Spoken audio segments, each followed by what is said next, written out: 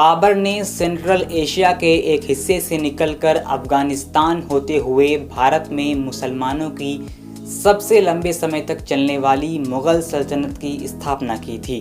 The history point में आज जानिए ज़हीरुद्दीन मोहम्मद बाबर की पूरी कहानी।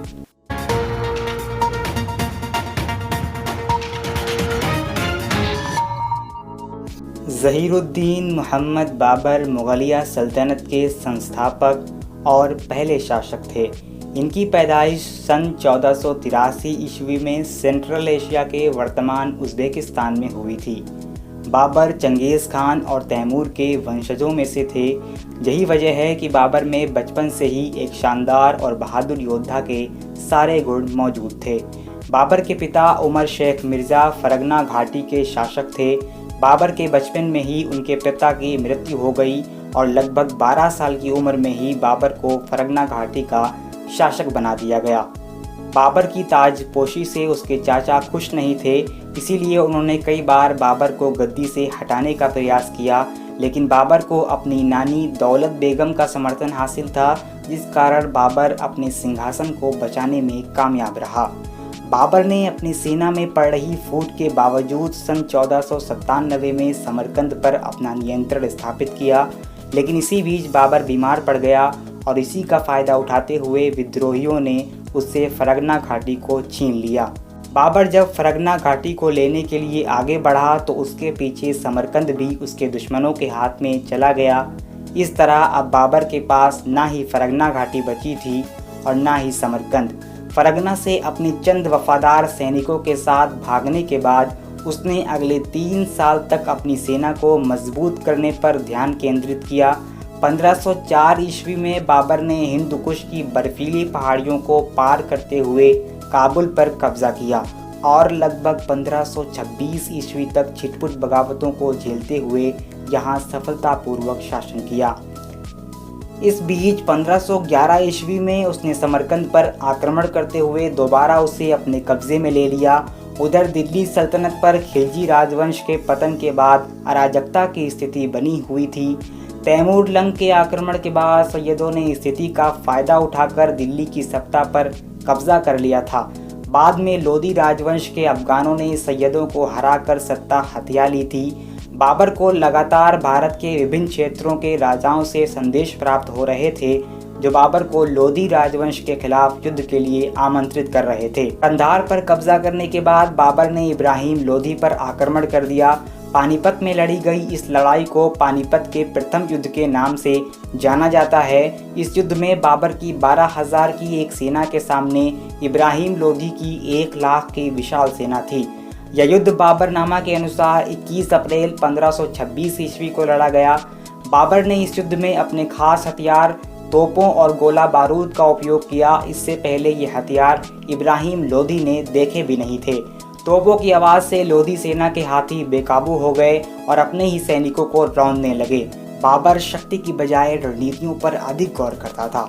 यही वजह रही कि उसने अपने से कई गुना बड़ी लोदी सेना को हरा दिया। बाबर ने जंग जीतने की खुशी में खुदा का शुक्र अदा करते हुए पानीपत में एक बाग लगाया, जिसे काबुली बाग का नाम दिया गया। इस बाग में बाबर ने एक मस्जिद भी तामीर करवाई, जिसे बाबरी मस्जिद का नाम दिया गया। नहीं, ये अयोध्या वाली बाबरी मस्जिद नहीं है। इस मस्जिद को बाद में काबुली बाग मस्जिद के नाम से जाना जाने लगा। हरियाणा टूरिज्म गवर्नमेंट की वेबसाइट पर आज भी ये मस्जिद द ओरिजिनल बाबरी मस्जिद के नाम से मौजूद है। इसके बाद दिल्ली की सत्ता पर बाबर का कब्जा हो गया। बाबर इसके बाद आगरा की तरफ रवाना हुआ, जहां बाबर के बेटे हुमायूं ने पहले ही बाबर की जीत का ऐलान कर दिया था।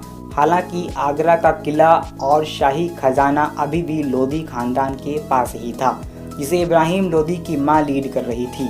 बाबर ने उनसे बातचीत की और उन्होंने कुछ शर्तों के साथ किला बाबर को सौंप दिया। इस तरह बाबर ने भारत पर मुसलमानों की सबसे लंबे समय तक चलने वाली हुकूमत मुग़ल सल्तनत की स्थापना की। उधर राजपूत शासक मेवाड़ के राजा राणा सांगा बाबर की हुकूमत को मान्यता देने के लिए तैयार नहीं थे। गौरतलब है कि राणा सांगा भी उन राजाओं में शामिल थे जिन्होंने बाबर को इब्राहिम लोधी पर आक्रमण करने के लिए आमंत्रित किया था। राणा सांगा इसको लगता था मंगोलों की तरह बाबर भी हमला करके यहाँ से धन दौलत लूटने के बाद चला जाएगा और उसकी सत्ता का रास्ता साफ हो जाएगा। राणा सांगा इब्राहिम लोधी के खिलाफ बाबर का साथ देने का वायदा भी किया, पर ऐन वक्त पर विश्वासघात करते हुए बाबर का साथ छोड़ दिया और बाबर को अकेले ही जंग लड़नी पड़ी थी। और जब सारी परिस्थितियां बदल चुकी थीं, राणा सांगा बाबर के खिलाफ जंग की तैयारी शुरू कर दी। राजा राणा सांगा राजपूतों और बाबर से नाराज अफगानों को एकजुट किया और बाबर से जंग के लिए निकल पड़े। एक बार फिर बाबर की 20,000 की सेना के सामने लाखों की सेना खड़ी थी। ये जंग वर्तमान में राजस्थान के एक इलाके में लड़ी गई थी। इसको खानवा का युद्ध कहा जाता है।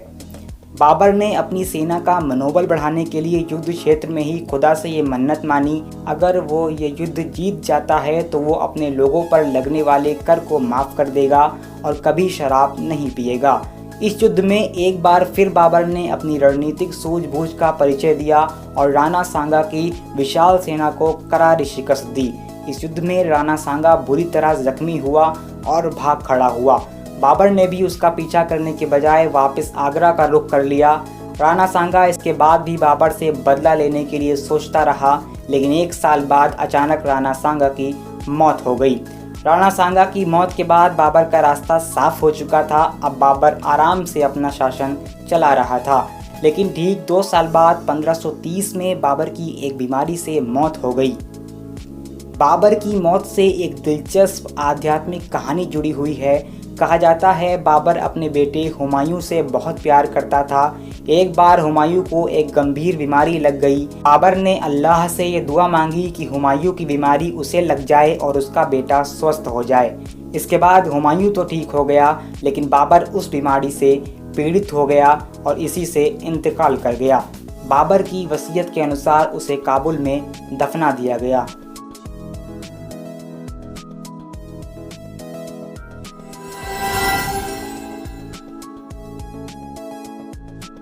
मुग़ल सल्तनत के संस्थापक ज़हीरुद्दीन बाबर एक सरल स्वभाव वाले बहुत ही सुलझे हुए इंसान थे। उन्होंने जहां एक विजेता के रूप में अपनी पहचान बनाई, वहीं उन्हें एक कलाकार और लेखक के रूप में भी जाना जाता है। बाबर ने अपनी एक आत्मकथा भी लिखी, जिसे तुज़ के बाबरी या बाबरनामा के नाम से जाना जाता है। बाबर के खून में शासन के साथ साथ बहादुरी भी शामिल थी। कठिन परिस्थितियों को झेलने के बावजूद बाबर टूटने के बजाय और मजबूत होते चले गए। बचपन से ही सत्ता संघर्ष झेलते हुए बाबर बेहद परिपक्व हो गए थे। पानीपत और खानवा के युद्ध में उन्होंने अपनी इसी परिपक्वता का परिचय देते हुए अपने से कई गुना बड़ी सेना को हराया था। भारत आने के बाद बाबर यहाँ के रीति रिवाजों से घुल मिल गए थे। बाबर की एक मुख्य विशेषता ये थी कि वे जंग जीतने से ज़्यादा दिल जीतने पर जोर देते थे। यही वजह थी कि हर युद्ध से पहले वो हमेशा अपने विरोधी को बातचीत का प्रस्ताव भी देते थे। कुछ लोग इसे बाबर की कूटनीति मानते हैं। बाबर सभी धर्मों का सम्मान करने वाले शासक थे। इसका उदाहरण बाबर के द्वारा हुमायूं को लिखी गई वसीयत में मिलता है, जिसमें बाबर ने हुमायूं से धर्म के नाम पर राजनीति करने और किसी की धार्मिक भावनाओं को ठेस पहुंचाने से परहेज करने को कहा है। इतना ही नहीं, बाबर ने अपनी वसीयत में हुमायूं से कहा है कि उसे गौकशी से दूर रहना चाहिए। ऐसा करने से वो आम लोगों के दिल में अपनी जगह बना सकता है। बाबर निजी जीवन में बहुत ही धार्मिक इंसान थे। बाबर ने अपनी आत्मकथा में सफ़र के दौरान अदा की गई अपनी नमाजों का उल्लेख कई जगह किया है। बाबर अंधविश्वासों से सख्त चिढ़ते थे। बाबरनामा के अनुसार गजनी के एक विद्वान अब्दुल रहमान के मकबरे के बारे में उस समय ये मशहूर था कि यहाँ दुरूद शरीफ पढ़ने से मज़ार हिलने लगता है। जब बाबर को इस बारे में पता चला तो बाबर ने वहाँ पहुंचकर दुरूद शरीफ पढ़ी तो वह मज़ार हिलने लगा। बाबर ने जब इसकी जांच कराई तो पता चला ये सब मकबरे के संचालकों की चालाकी है। दुरूद शरीफ पढ़ने पर मकबरे के ऊपर लगे जाल को चुपके से हिलाया जाता है, जिससे मकबरा हिलता हुआ प्रतीत होता है। बाबर ने उस जाल को उखड़वा कर गुंबद बनवा दिया। अंधविश्वासों को तोड़ती हुई ऐसी कई घटनाएं बाबरनामे में मौजूद हैं। बाबर भले ही अपने पिता की रियासत को वापस न ले सका, लेकिन बाबर ने अफ़गानिस्तान सहित पूरे सबकॉन्टिनेंट पर मुग़ल सल्तनत के नाम से ऐसी सल्तनत ज़रूर कायम कर ली जिसकी मिसाल अन्यत्र नहीं मिलती। इसकी निशानी आज भी भारत, पाकिस्तान और अफ़गानिस्तान में मौजूद हैं।